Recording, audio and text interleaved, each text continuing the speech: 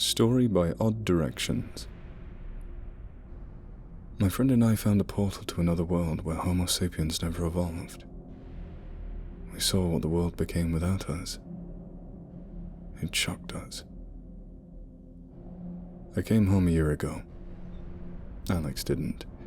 He was my best friend, the only one I could share everything with.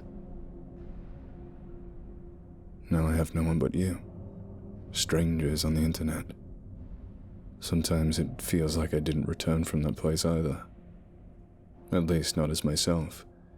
A part of me, perhaps my desire to live, stayed behind.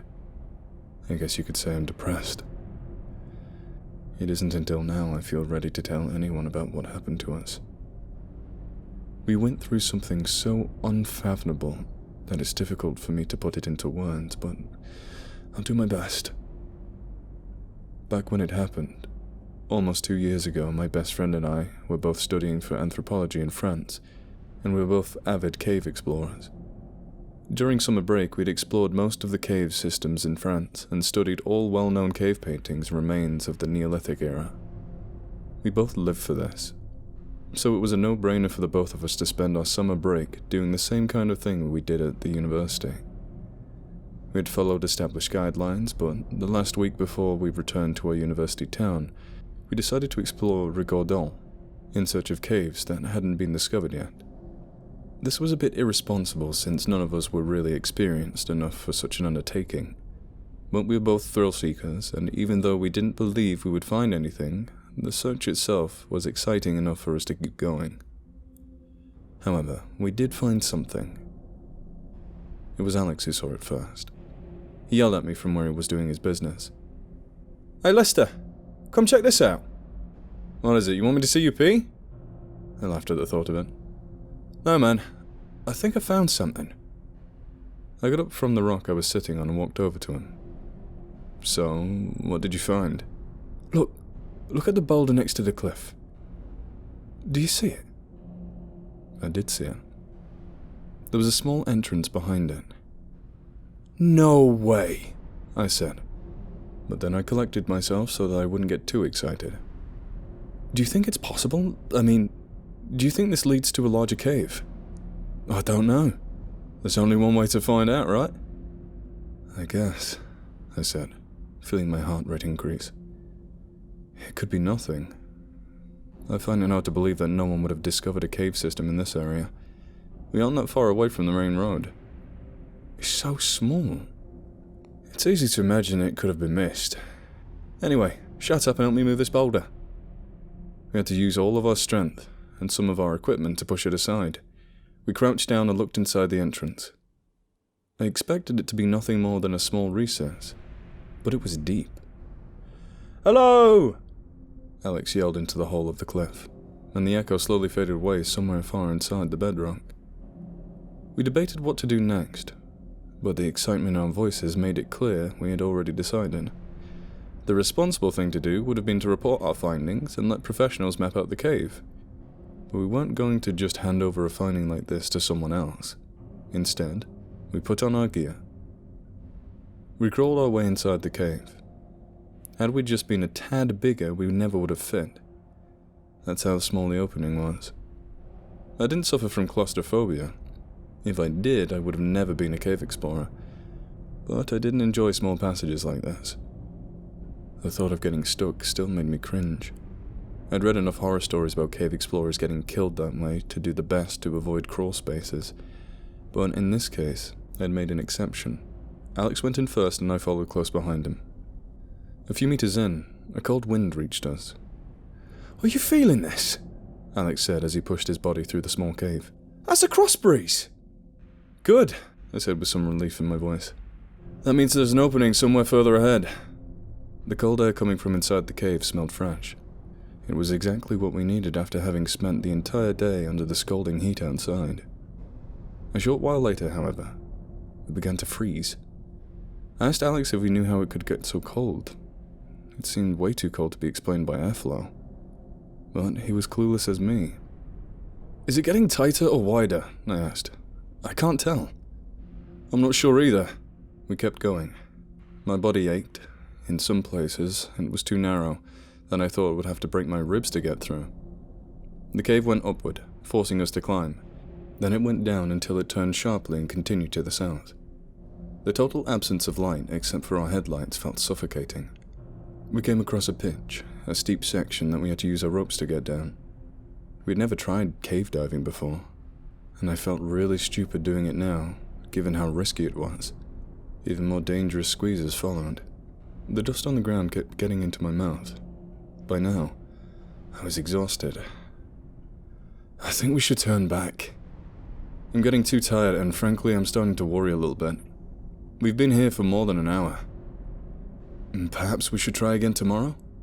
Don't give up, Lester. It'll be extremely difficult to go back the way we came. There's nowhere to turn around. Our best shot is to keep going and try to find another opening. I could hear the fear in his otherwise confident voice, something that scared me just as much as our predicament. Just moments later, Alex spoke again. There's an opening ahead. It leads to a larger room. Just a few more meters. I had to push Alex to press him through the opening, and as soon as he was out, he pulled me out. The room was big enough for us to stand in. It was only illuminated by our flashlights and our headlights. Looking back at the hall we just came out of, it was clear that it was too small for us to enter. Squeezing yourself out of a tiny hole is one thing, crawling inside is another. Realizing this, my heart almost stopped. If the hole that let the cold air in was too small as well, if there was such a hole at all, we would die in here. I pointed my flashlight at Alex's face. His frosty, agitated breath told me he was just as terrified as I was. Slowly, we tracked the walls with our flashlights. To our relief, there was a second opening big enough for us to enter.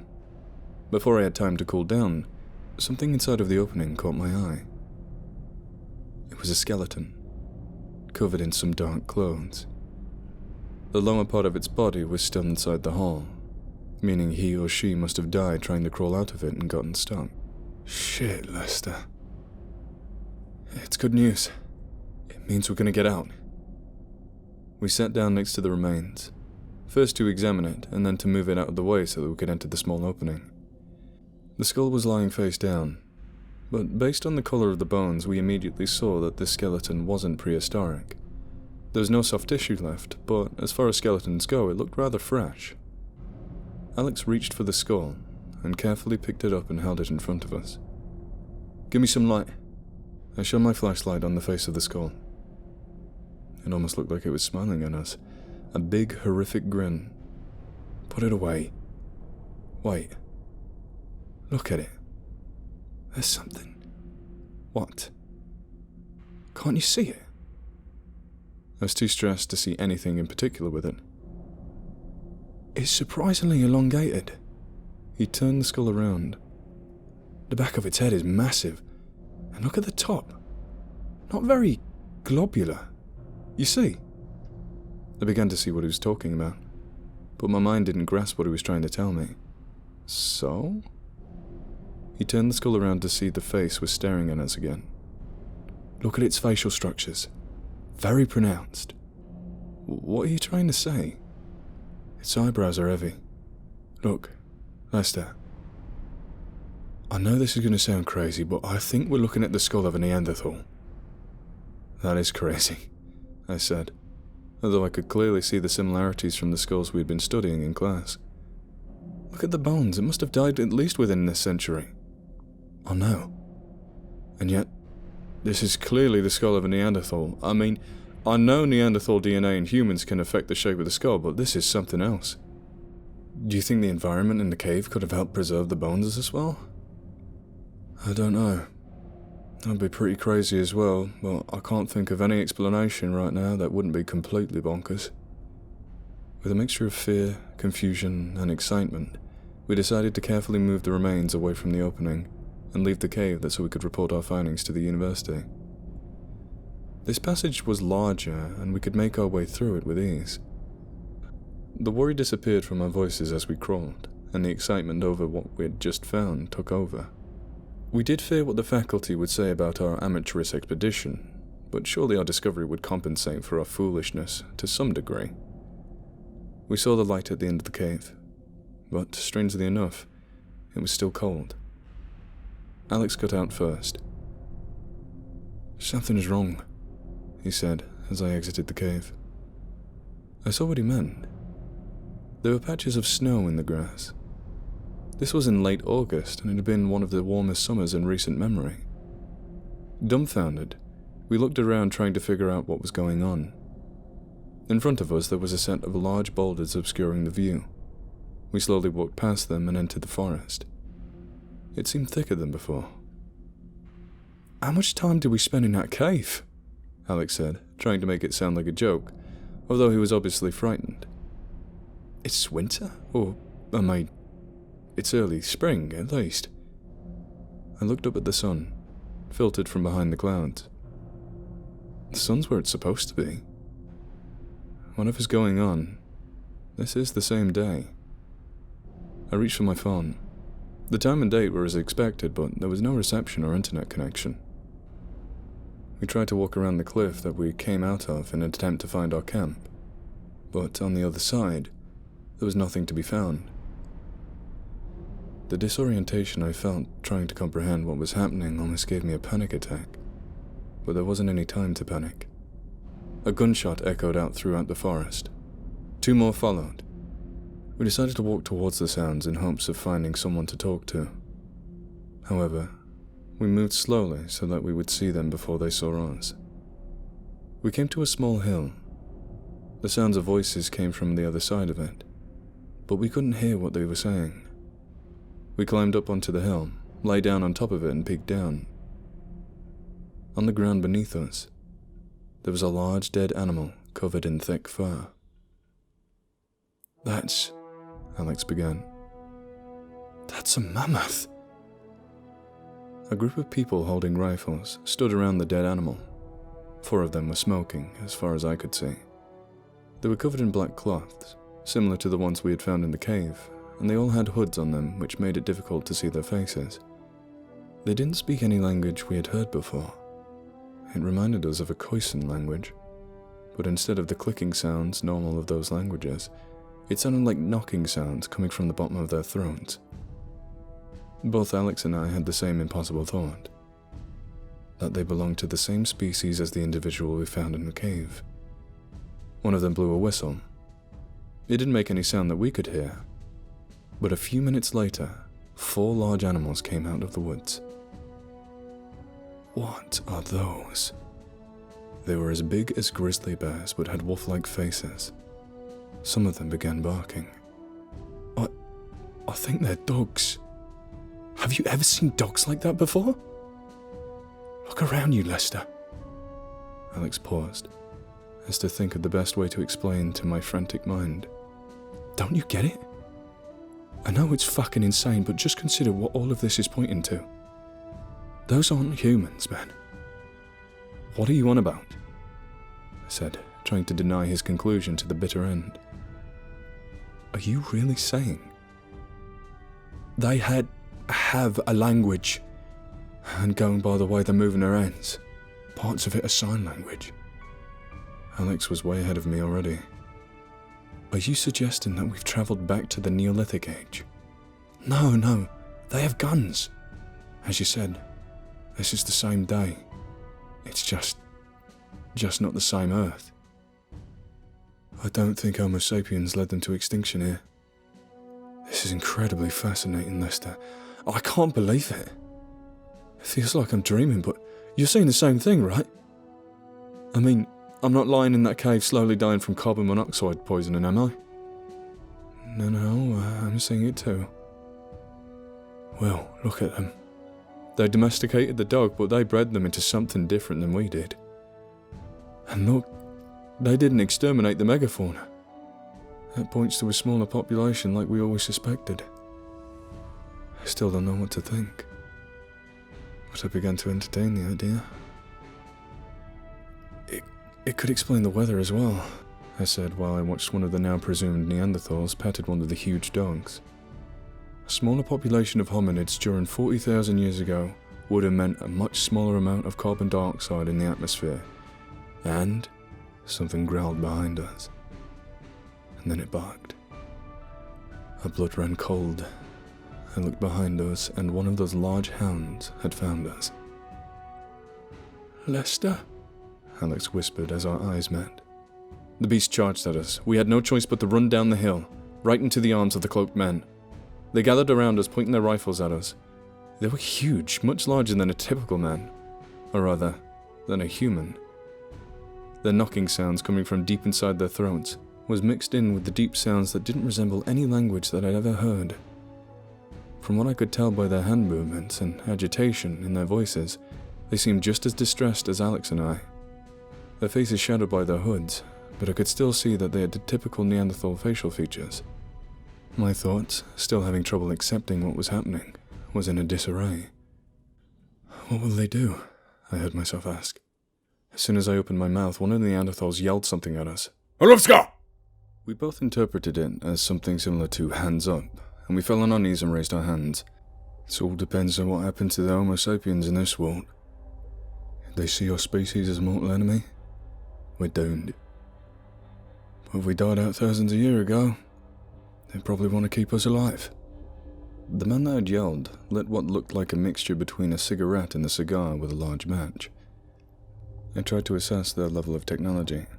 The rifles, clearly made for hunting, didn't have scopes, only iron sights. My first thought was that this indicated a lower technological level than the one we had at home. But then I realized it might rather be a result of their larger eyes and areas of the brain devoted to vision. Maybe they simply didn't need scopes because of their superior sight. They talked for some time, and then one of them went away for a while and came back with some ropes that they used to tie our hands behind our backs. They didn't intend on killing us. Not right away, anyway. If this said anything about the fate of Homo sapiens in this world, it was unclear, though. They led us away, seemingly abandoning the animal that they had just killed, maybe finding us way more valuable to them. "They've invented the combustion engine!" Alex exclaimed. He was right. A vehicle stood on the dirt road in front of us. It had 8 wheels, 6 at the back and 2 at the front, and resembled a diesel locomotive more than a truck. It was completely black, just like their clothes. They opened the back doors and pushed us inside the storage space. There was a smell of dead animals and gasoline. We were placed next to each other on a bench attached to the wall, and 2 of the Neanderthals sat down in front of us, looking at us constantly. The only light came from the 2 small windows on the back door. The truck began to move. "I wonder what they'll think about our cell phones," Alex said.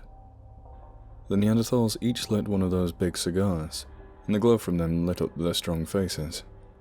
One of them had green eyes. "They're smoking a lot," whispered Alex. "Research shows that Neanderthal DNA may account for nicotine addiction." "Yes, and depression. You think they're depressed?" Alex smiled, but the fear in his eyes didn't go away. We couldn't see anything outside except the sun was setting, but we felt the bumps in the road as the truck drove forward at a pretty high speed. After some time, the road became smooth. Had we reached the highway? It was hard to tell. We couldn't hear any other vehicles outside. Wherever we were going, it was far away. We didn't stop until 3 or 4 hours later. It must have been in the middle of the night, but we didn't get to see the night sky. When the back doors were opened, we stepped out inside of a large garage. There was a lot of black vehicles parked under the high ceilings, but none of them looked like the ones we had come with. These vehicles were smaller, like cars, all black. I guess that this place wasn't where they usually went. The architecture was similar to the Soviet-era brutalism, and was devoid of colors as everything else in this place. After what we'd already seen, I wasn't surprised to discover that they'd mastered electricity. However, they didn't use fluorescent lights as in modern garages, but rather pretty dim but still large lamps hanging from the ceiling. Again, I came to think of their better vision. One of the hunters used a radio attached to the dashboard of their truck. After half an hour or so, a small door opened. The sound of it echoed through the garage. 3 people, a bit smaller, walked out of it. The group that had captured us pushed in our backs so that we would straighten our backs. This seemed to be important to them, as they did it themselves as well. The new people didn't wear the same clothes as our captors. They still covered their faces, not with hoods but with thin black veils. As they got closer to us, I could tell that they were women. They looked at us, obviously fascinated. One of them picked up what looked like a walkie-talkie and said something into it without taking her eyes off of us. Carefully, her large colleague reached out and knocked on my helmet that I was still wearing. We must have looked completely alien to them in our colourful gear and equipment. Although the women were smaller than the men, they were still much stronger than us. One of them led the men to another door, perhaps for questioning, and the other two, holding what looked like electric batons, took me and Alexander to the door where they exited. We stepped into an elevator. Unlike the elevators we were used to, this one was merely a platform. My clothes scraped against the grey concrete walls as the shaft went up. Looking up, I could tell the building was tall. One of the women controlled the elevator with a lever rather than just pressing a button. It was all clunky and cumbersome, but remarkably effective. They took us to a small room, similar to an interrogation room, and had us sit down on 2 large chairs. A commotion took place outside of the room. People were running back and forth, talking to each other and into their radios. This scenario was nothing that they had planned for. Different women entered the room from time to time. Some of them tried to speak to us. Some of them just wanted to take a look. We sat in this room for hours. After that, 2 male guards took us to yet another room. It looked like a locker room that had been cleared out for our sake. They seized our belongings. Alex took his helmet off and gave it to the woman who had knocked on it. And then he carefully turned on the headlight to show her how it worked. They didn't seem too surprised by it. Most likely they had similar devices. The colourful plastic interested them much more, which I took as a sign that their technological level was maybe 100 or 50 years behind us. "Plastic," Alex said without being understood. They stripped off our clothes and pointed at a couple of showers in the middle of the room. We placed ourselves there and one of the guards turned on the water. It was too cold, but overall they didn't seem to want to cause us any pain. After the shower, we were given a pair of yellow overalls to wear. In the next room, this one looked like a classroom, we were brought to the desk at the front. A group of women, wearing protective masks, had put our smartphones on the desk. Alex took his phone and unlocked it. This was the first time these people would see our level of technology. If they see this, if they see how advanced we are compared to them, they'll let us live. He tried to be as pedagogical as he could, showing them the display as he pressed on different apps. Of course, there wasn't any internet connection, so we couldn't show them anything online. Their eyes were transfixed on the colourful display. The males, who didn't seem to be allowed to do anything else but stand guard, peeked down at the display in wonder. Alex smiled at the attention, almost as if he was proud. But I felt very uneasy. He opened his gallery to show them a video he'd taken at a large climate change protest he had attended in New York. The Neanderthal's fascination turned into worry as they watched the skyscrapers and hundreds of thousands of people marching down the streets. After this, one of the women looked at us suspiciously as she picked up the phone on the wall and called someone. After some deliberation, 2 women with batons led us to the elevator again. This time, we were stopped at the last floor, maybe 200 meters above the surface. They took us through a corridor with what looked like office doors to the side. To my disappointment, there were no windows. A few other women stepped out of their offices and looked at us as we passed, equally mesmerized as they were scared. At the end of the hallway, there was a door that led into a room of greater importance than the other rooms. There was some text next to the door.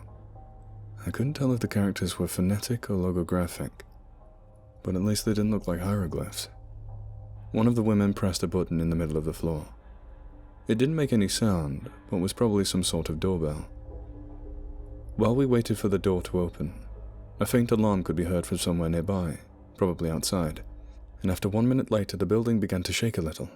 I looked at Alex, who looked back at me, but it didn't seem to faze the Neanderthals.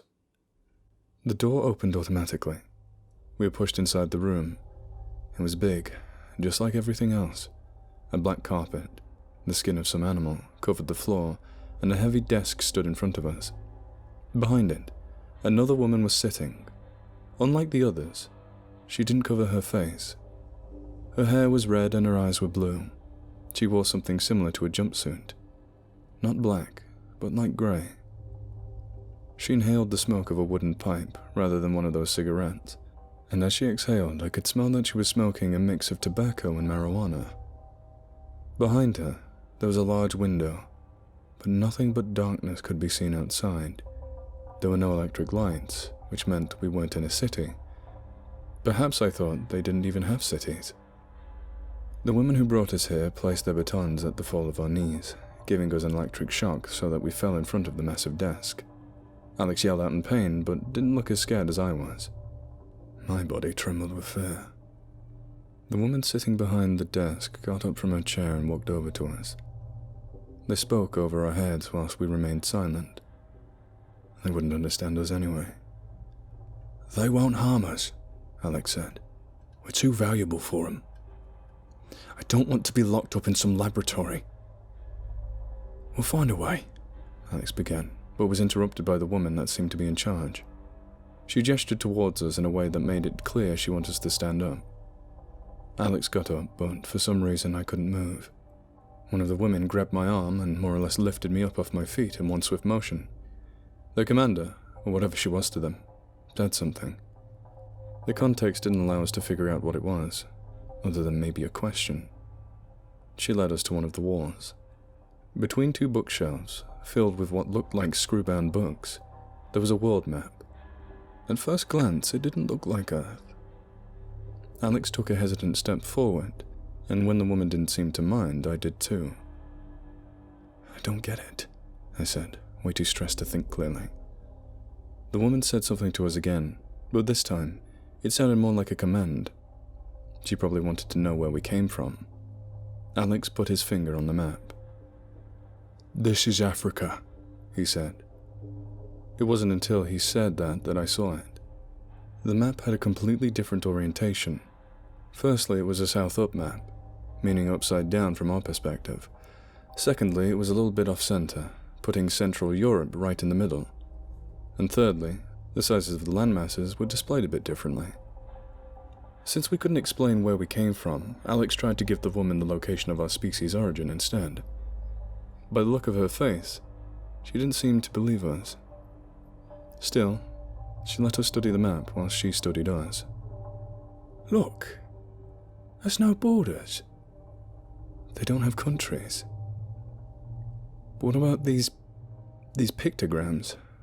Small black skulls displayed from the side were spread all over the map. Dotted circles of different sizes surrounded them. Are they some kind of dead zones? "You're anthropomorphizing. I don't think they symbolize death here, but rather themselves. Maybe they're cities or some kind of city-states. And look there." He pointed at what would have been Russia in our world. "Those skulls are red, and wow, they're different, you see?" "What does it mean?" "Are you suggesting?" "Denisovians. It makes sense if you think about it. With a smaller population, the Neanderthals never drove out the other hominid species to extinction. This is unreal." Alex's fascination overshadowed all of his fear.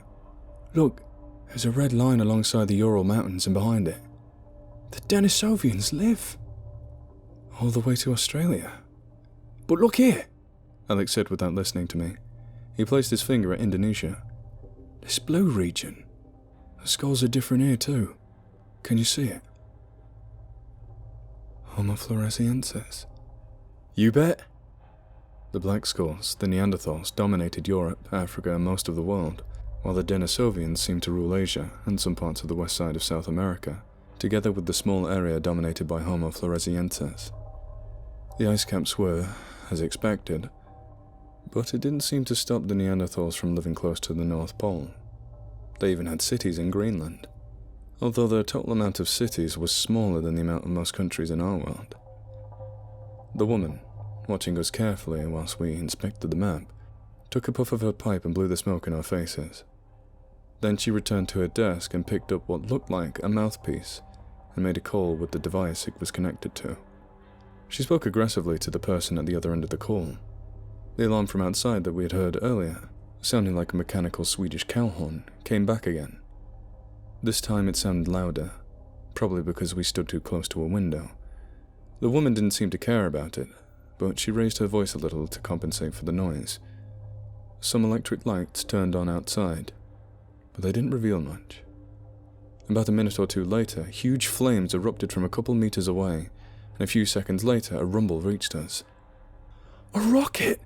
Alex exclaimed. We couldn't see the body of it in the darkness, but the flames beneath it indicated a launch. The question is it headed for space or the Denisovians? After this meeting, the purpose of which we couldn't understand, we were taken to a large cave system beneath the tower structure. It soon became apparent to us that this was a mine combined with a subterranean prison camp. The conditions were, to say the least, hellish. There were hundreds of cells carved out in the bedrock, covered with prison bars, some of them filled with 4 or 5 people. They were all wearing yellow overalls, just like us, which made my heart sink to my stomach. Denisovians. He was right. Most of the prisoners weren't Neanderthals. They looked at us, with what looked like confusion in their eyes, as we walked past their cells. It was dark, the only light coming from small lamps hanging from lines in the ceiling, and it smelt of burnt rubber, tobacco, and excrement. Prisoners walked in columns whilst cloaked Neanderthal men whipped them from behind, ordering them to move forward. They were all carrying shovels, pickaxes, hammers, chisels, and pens. Do you think they're done with us now? Do you think this is where we'll end up? They've seen proof. They know about our world. Either they might try and reach it themselves and discard of us, or they might need us to help them with their mission. I don't know, Lester. They unlocked a cell that had a pretty good view over the mine and pushed us inside. During the night, all we could do was listen to the echoes of the pickaxes, the whips, and the Denisovian screams. Poor beings. I'm sure there's a similar cave in Asia filled with Neanderthals.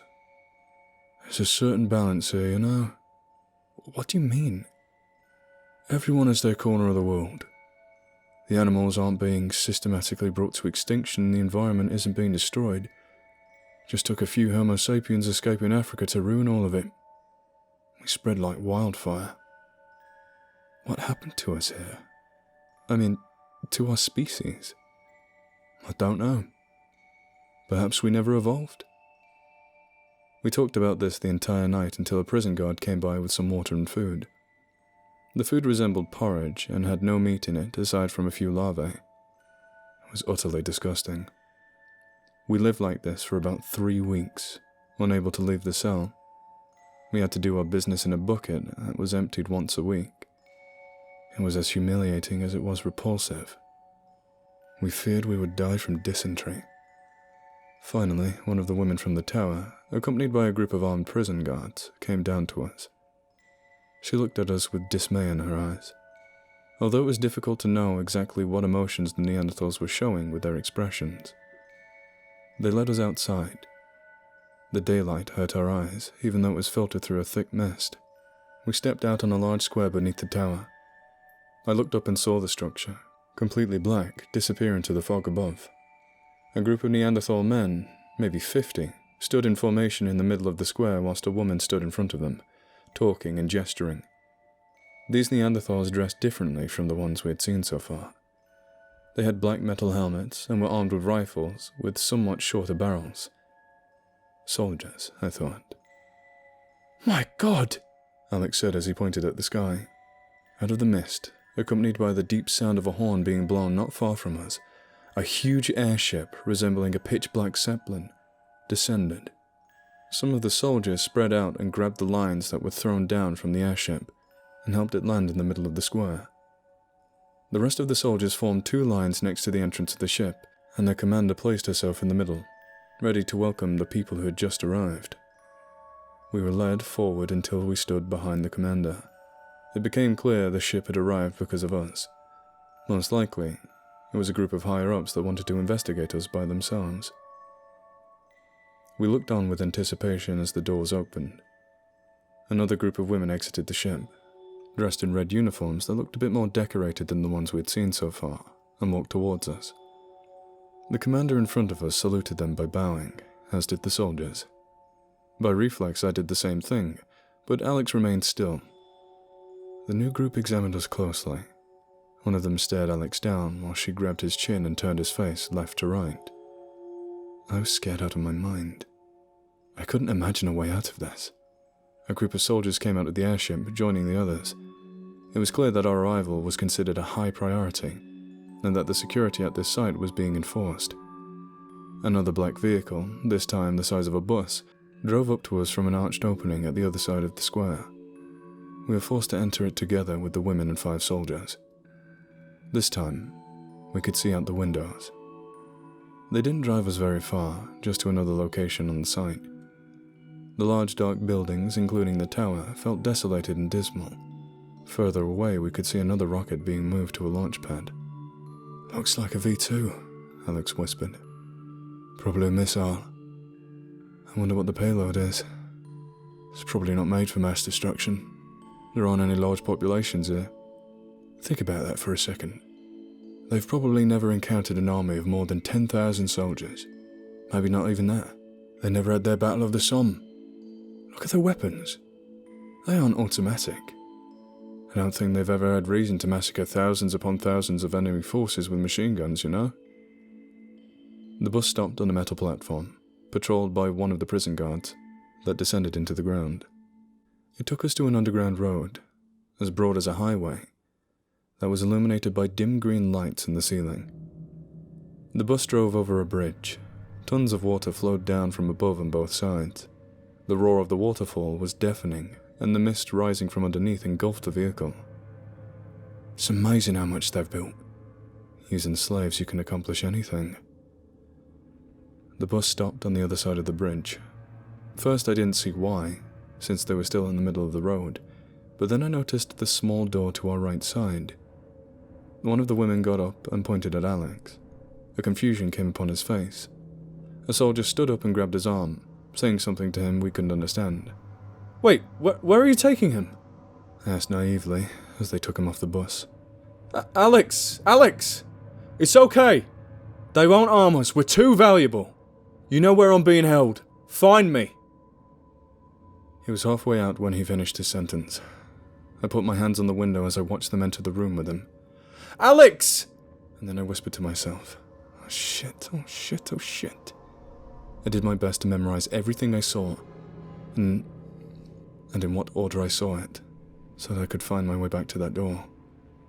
Further down the road, a group of Denisovian slaves had to step aside to let the bus pass. Their faces were covered with soot and sweat. 10 minutes later, the bus entered a smaller road, blocked by a road boom barrier that opened after one of the soldiers stepped outside and pulled a lever. The road ahead was a downward spiral that led to what looked like a large garage from earlier, except this one was guarded by soldiers. Why had I been taken to such a secure location when Alex was taken to a small anonymous room? I couldn't figure it out, but my gut told me it wasn't a good sign. After going down a few floors with an elevator, I was brought to what looked like a scientific facility. The walls were white here rather than the typical grey, and a lot of the personnel wore red protective masks. They placed me in a small chamber, dressed me down completely and washed my malnourished body with a large hose. The cold water made my body shudder and numb. When they were done, they set me down on top of an examining table in another room. My teeth chattered against each other. I felt hopeless and began to cry. The last time I cried was when my girlfriend broke up with me in the 7th grade. The Neanderthals took a step back when they saw me bawl my eyes out. One of the researchers took a cotton swab and collected some of my tears. They checked all the basics, my reflexes, my heart, my ears, my eyes, and embarrassingly enough, my genitals.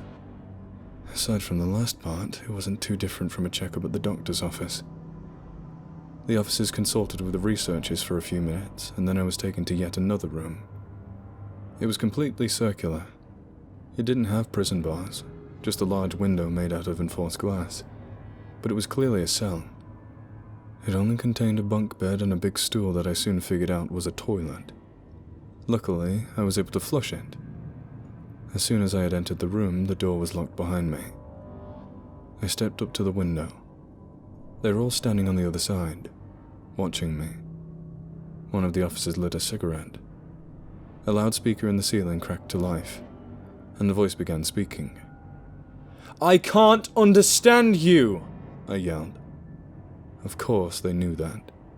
Most likely they were only testing the system. I had studied the remains of their species for years, always imagining them in a Neolithic context, as troglodytes wielding spears. Now, as they looked down on my naked body dressed in their fancy uniforms, the tables had turned. Here, I was the prehistoric caveman, reappearing from a long-forgotten past.